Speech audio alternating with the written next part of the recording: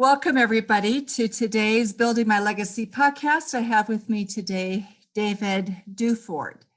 He is an insurance broker, in a sense. He mentors other insurance agents in end-of-life insurance, final insurance, he calls it, largely burial insurance, as of other issues that may be involved at the end of life.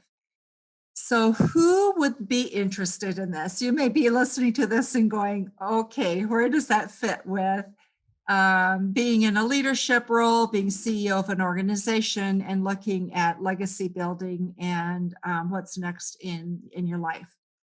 So David reaches out to people who you may have in your employment who have perhaps been hourly workers and have not planned well for their retirement or have not been able to. They may be disabled.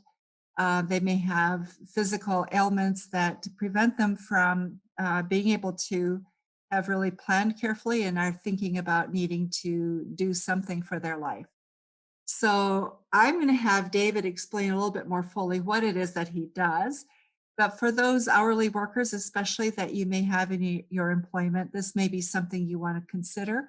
At least let people know of its availability to them so they can be more thoughtful about their life, especially towards its end. So David, it's yours. Please explain to everybody what it is that you do and how you go about it and how you help people. Thank you, Lois. Greetings and salutations, everybody. I'm David Duford. Thanks for having me on, Lois. I appreciate it. So I operate what's called Duford Insurance Group. I help agents and mentor agents to help people like Lois is describing to get what's called final expense, end of life burial insurance. It's insurance to cover final expenses like cremations and burials and funeral expenses across the nation. And basically, kind of our target market of people that we help are generally, as I'm kind of hearing, are more along the lines of your blue collar Americans. They're people who are working at an entry level. They've worked all their lives. They've worked hard, but they've gotten to the point where they are getting close to retirement. They can't necessarily take those benefits that they had during their employ with them into retirement, but they still need some kind of coverage because many people are retiring with less money than they thought they would. Money's not going as far as it used to be. And as people transition into the retirement, there's a shift in kind of perception that happens. One from which is we call accumulation to distribution. In other words, retirees start worrying, well, how can I survive on what I've got? I can't go out and make as much as I used to. And so now I have to start planning for the remainder of what life I have left. And many times the conversation and the concern eventually comes around, paying for final expenses, funerals, cremations, and that kind of thing. And that's what we do. We help average Americans that have worked hard their whole lives make sure that they have the kind of peace of mind in their retirement so that they don't have to burden predominantly their loved ones like their spouses or their kids with any sort of final expenses, which and when we're targeting this particular group of people can be completely devastating. So we go out and do a service, help them out, and try to leave their lives a little bit better than had we not been able to. So David, what does final insurance cost? What does a person need to plan for? And if you thought about it over 10, 15 years, are they paying in more than they're going to get back? Yeah, so to answer your first question, cost is just completely contingent on the age of the client and as well as their health too. We do what's called simplified issue insurance products. That simply means that we don't do your run-of-the-mill examinations. You probably think, like most people, you get a life insurance policy, you have to take blood, you've got to pee in a cup, that kind of thing. Not necessary with final expense. They pull your information on the spot, medical information, and determine insurability immediately. And there's some built-in flexibility in underwriting so that even people who are a little bit older, maybe they're not in the perfect shape, they may have even had cancer or heart attacks in the past, can still qualify for some kind of coverage. So this is a blessing for a lot of people because in our particular market, people wait sometimes too long and aren't as eligible for coverage where we have the ability to be flexible and help them with a policy where maybe prior to that, they never knew there was an option. As far as how cost is accumulated over time, one of the downsides of our product is there is the potential to overpay versus the amount of coverage that one receives. There's some ways that you can work around that. You can do what's called paid up plans, where you pay off the plan, if you will, but you still keep the insurance, like paying off your car. You still get to drive the car. It's the same concept with some of these life insurance products, where you pay up the premiums in order to get a better, I guess, premiums in, coverage out kind of situation. And on the flip side, the other thing too, is that even if the client can't afford maybe the plans that will pay up, the good news is that this is something that many times they really don't have any other options to help. A lot of our clients didn't save their money. They're not prepared as best as they could. And they run the risk of, well, they could save their money instead, but what if they run out of time before they save up enough money? And so it's not a perfect scenario. You can't always get, the upper hand, I guess you can say, but we still can offer some people who've, put off this planning, some kind of coverage that will do good by a lot of people. So let's say you're 55, you're looking at retiring in the next 10 years or so. You have some back issues, you've got but a fairly reasonable health. What would you look at paying if you were in that sort of position and you've been a factory worker and so you've been dependent on hourly wages, you're financially making it, but not making a lot of extra money? Sure. Assuming somebody's in decent shape, probably in the 25 to $35 a month range in order to get the kind of coverage to pay for, say, a basic funeral, which around depends where you live. It's about $10,000, which is going up in pricing, but that's another thing to discuss. So it's reasonably priced, $1 a day, give or take, maybe no more than $1.50 to $2 a day. And maybe some people don't want that much. They can opt for more. There's many plans that will allow a person to start with several thousand in coverage to make the price even less. And there's the ability to do more than just that much. Maybe somebody just wants enough to cover final expenses and they want 25 or 50,000. There's the ability to go higher as well. Got it. So when a person's making a choice like that, let's say as an employer, you're looking at benefits that you want to have available to your employees so you can really be a responsive, um, attentive employer. What should an employer think about as this concept is made available or discussed as part of the benefits program, or at least something that it may not be in their benefits program, but something that they tell people that they should consider? Sure, that's a really good question because where our opportunity to help people comes from, I would argue, is because of a lack of either planning on the side of the individual, the worker, or from a standpoint of employee benefits on the employer side. And it may sound kind of funny.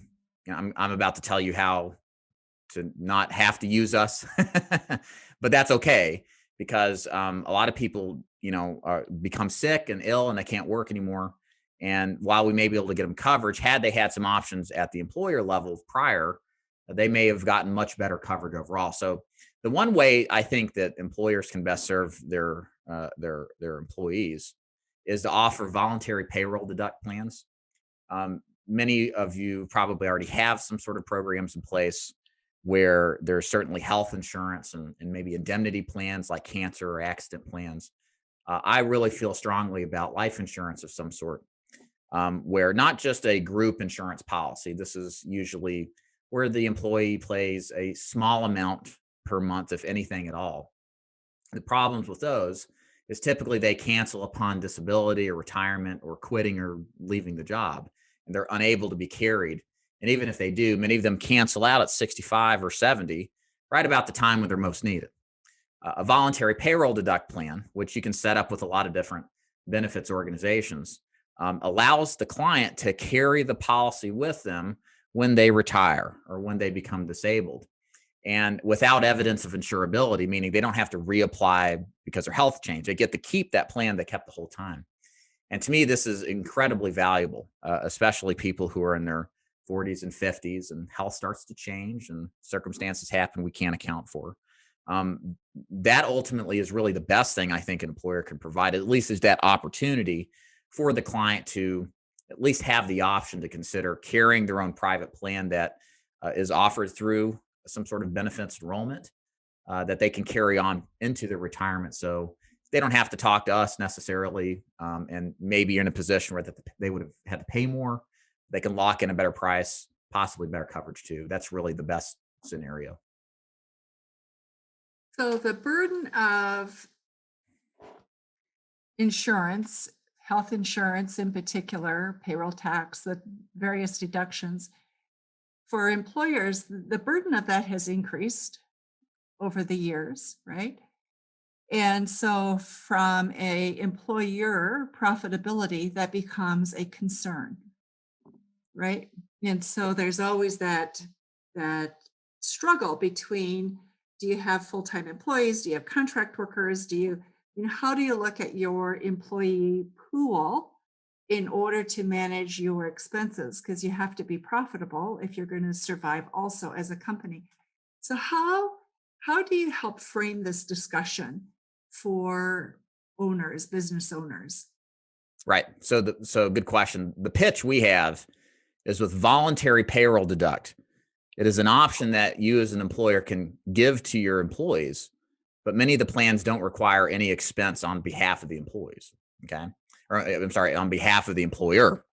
So you're able to offer a suite of benefits, but not necessarily have to pay for the expense. The option is there if the employer wants to pay the expense, but it gives the perception that, you were just not working for a wage or, an income.